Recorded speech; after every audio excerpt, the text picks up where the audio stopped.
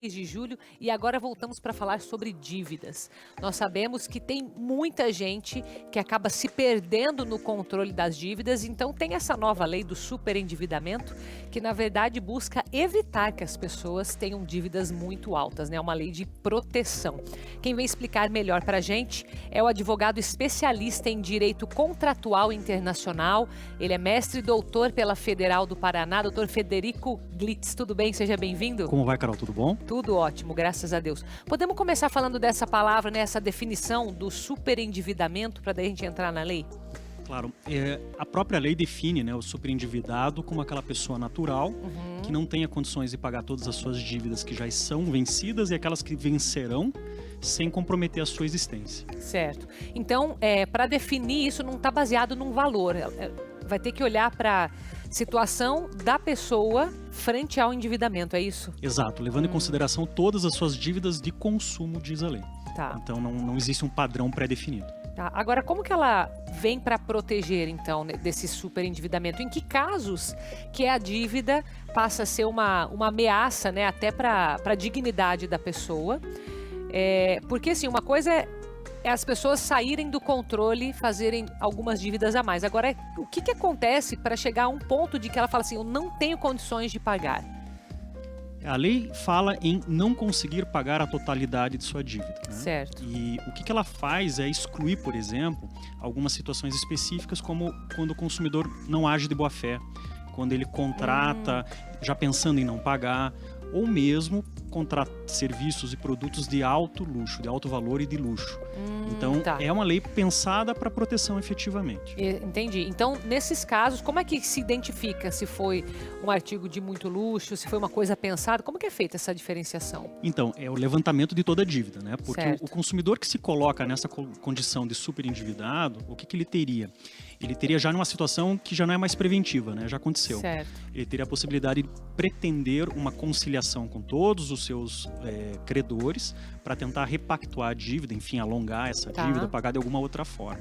E nessa audiência, que pode ser feita judicialmente, em princípio, mas também em outros órgãos, como, por exemplo, no PROCON ou em associações como o IDEC, é feito esse levantamento. Então, quando o consumidor se coloca nessa posição, ele precisa, inclusive, comprovar quais são suas dívidas, qual é o valor e, claro, como ele pretende pagar aquilo.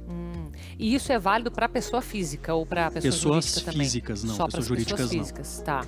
Então, nesse caso, se a pessoa, sei lá, se ela comprou um carro, vamos supor, né? Acho que entraria num artigo de luxo. Mas veio a pandemia, sei lá, né? Vamos falar nessa situação que a gente está vivendo. E ela acabou entrando em outras dívidas, mas que não necessariamente pelo carro, foi pela situação que mudou. Como que daí fica?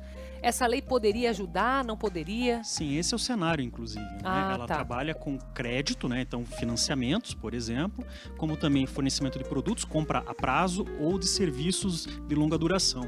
Então, ela tenta abarcar toda essa situação do consumidor. Entendi. E, claro, se ele tivesse condições, se não tivesse vindo, por exemplo, a pandemia, ele poderia ter pago e é justamente para essa circunstância especial dele não conseguir pagar.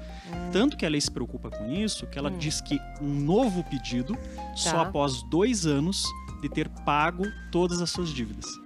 Então não é para ser uma ferramenta muito constante, é para ser algo excepcional efetivamente. Ah, entendi, interessante.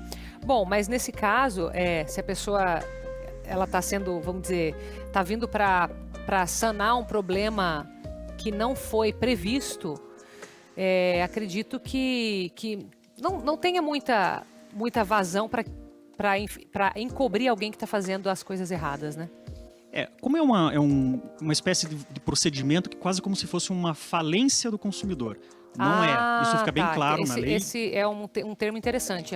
Mais no sentido de ser didático, né? Porque a própria lei diz que não há essa mesma analogia, mas o que ele vai fazer? Ele vai invocar esse direito de ser ouvido, de ser tratado em uma audiência com todos os seus credores, isso se for feito judicialmente, e nessa audiência tentar renegociar as dívidas. A própria lei dá alguns parâmetros, como, por exemplo, diminuição dos encargos, dos juros, da remuneração, alongamento do prazo. E caso ele seja bem sucedido, esse alongamento, então esse acordo feito em audiência equivale a quase como uma sentença. Ele vai ter até 5 anos para pagar dentro dessa proposta que ele faz para esses credores. Isso é outra coisa importante. Não é só proteção, é também incentivar outros termos, como por exemplo a educação básica, então educação financeira, elevada a uma categoria de não só política de Estado, mas também de direito básico do consumidor, e também incentivar que ele seja responsável, porque ele é que vai ter que propor, ele, consumidor, é que vai ter que propor como pagará as dívidas. Tá, e nesse sentido, então teria alguma forma de evitar também o endividamento por essa lei? Porque, por exemplo, a gente sabe que tem a questão de proteção dos idosos até, né, que às vezes sofrem algum tipo de coerção em cima de empréstimos e tal. Nesse sentido de prevenção de dívida, essa lei ajuda também ou não? Sim, e eu acho que a sua pergunta é ótima. Por quê? Porque tem vários níveis, né? O primeiro é justamente isso, política de Estado, a prevenção. Tá. Direito básico do consumidor, a prevenção, a educação financeira. Mas também medidas bem instrumentais, bem práticas, vamos dizer assim. Como, por exemplo, evitar aquela publicidade que quase que coage a pessoa a contratar. Prêmio, oferta relâmpago, tem que ter 2 dias, no mínimo. Que a pessoa vai ganhar ou que tem que, para poder negociar, precisa abrir mão de alguma ação judicial que tenha proposto. Mas, na minha opinião, o que é mais importante é reforçar a ideia da informação. Essa ideia já constava do Código de Defesa do Consumidor, e esta lei de superendividamento é uma reforma do Código de Defesa do Consumidor. E os parâmetros são muito precisos e são muito declarados, né? Eles são muito expressos. Em que sentido? Informação sobre montante da dívida, o que compõe essa dívida, quais são os juros, quais são as consequências do descumprimento. Isso de forma prévia, resumida e de fácil compreensão. E outro detalhe que aparece também reforçado na lei é a obrigatoriedade do fornecimento do contrato, que, por incrível que pareça, é uma coisa que normalmente o consumidor tem dificuldade. Sim. Então, até para ele, o consumidor ter acesso antes, durante e depois da contratação aos termos dessa contratação. Interessante. Tem alguma coisa que diz respeito aos cartões de crédito? Porque a gente sabe que a maior dívida do brasileiro está relacionada a esses juros de cartão, porque se desorganizou financeiramente e os juros são dos mais caros, acredito, né? E daí, dentro dessa lei, teria alguma proteção nesse sentido? Sim, num sentido geral, até de renegociar essa dívida, né? Então, essa audiência para tentar renegociar a dívida, e se não for obtido um consenso, um juiz estabelecendo a forma como acontecerá o pagamento, mas também, por exemplo, pontualmente, não cobrança daqueles valores que são questionados pelo consumidor. Porque normalmente o que acontece é que você questiona o valor, você paga e depois, eventualmente, é ressarcido.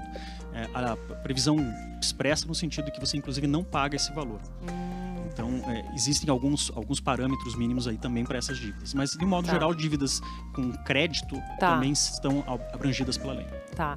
As dívidas, que eu não sei nem se entra nesse contexto, né? Mas, por exemplo, relacionadas a pensões alimentícias, tem alguma relação com essa lei? Não, porque ela só se aplica para relações de consumo. Certo, e daí, só consumo. Exato. Então, quando ela faz a definição do que é o superendividado, ela já diz que são as dívidas de consumo. Então, essa que é uma dívida, por exemplo, familiar, essa não entraria no contexto dessa lei. Certo.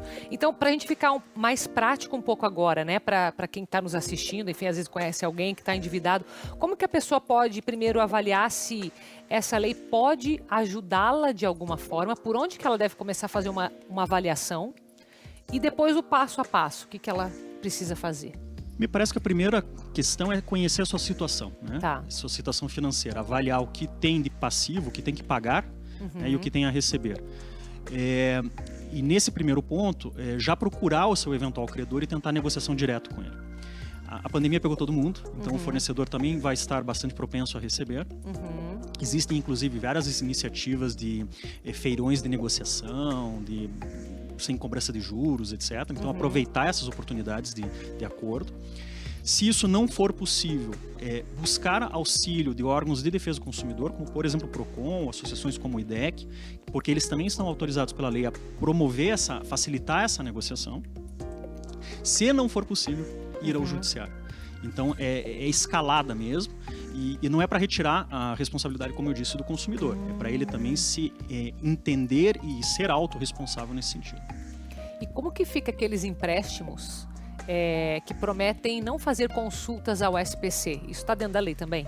Tá. E ela é considerada uma prática abusiva, ou seja, está proibida expressamente. Porque vai totalmente em desacordo com evitar o endividamento, Exatamente. né? Então, entre outras situações exemplificativas que a lei traz, está justamente essa de que na oferta publicitária de crédito, de que você não vai ter perquirida aí sua vida, investigada a sua vida creditícia anterior, ou enfim, se você tem alguma restrição ou não. Interessante. Tem que ficar atento, quer dizer, com tudo que a gente faz na vida, né? Mas, enfim, tem que ter um pouco de controle também para poder acionar essa lei. Como que fica as dívidas com a casa própria? A única casa que a pessoa tem, ela tem um financiamento, sei lá. Então, essas dívidas, as de financiamento imobiliário, a de crédito rural e aquelas que são garantidas por garantias reais, como, por exemplo, a hipoteca, essas não estão abrangidas pela legislação. Porque daí não entra no consumo, né? Vai ser outra legislação. Interessante. Te agradeço muito aqui, viu, doutor Frederico? O seu site aqui, deixa eu pegar, está aparecendo aí para você, fredericoglitz.com.br. Muito obrigada. Obrigado, viu? Carol. Obrigada a você.